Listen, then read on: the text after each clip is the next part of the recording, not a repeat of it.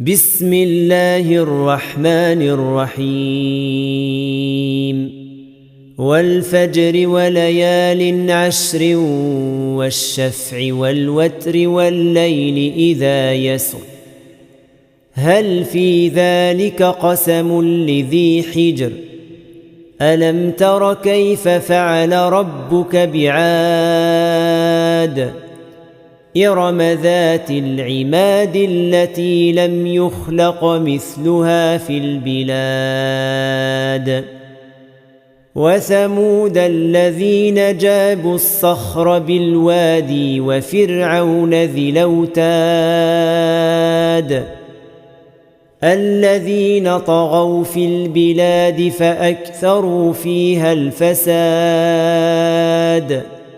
فصب عليهم ربك سوط عذاب إن ربك لبالمرصاد فأما الإنسان إذا ما ابتلاه ربه فأكرمه ونعمه فيقول ربي أكرمن وأما إذا ما ابتلاه فقدر عليه رزقه فيقول ربي أهانن كلا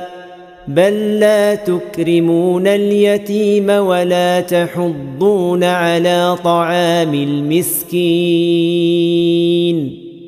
وتاكلون التراث أكلا لما وتحبون المال حبا جما كلا إذا دكت الأرض دكا دكا وجاء ربك والملك صفا صفا وجيء يومئذ بجهنم يومئذ يتذكر الإنسان وأنى له الذكرى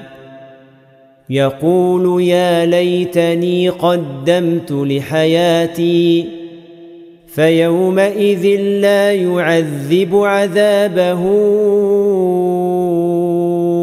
أحد ولا يوثق وثاقه أحد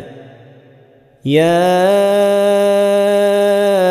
أيتها النفس المطمئنة ارجعي إلى ربك راضية مرضية فادخلي في عبادي وادخلي جنتي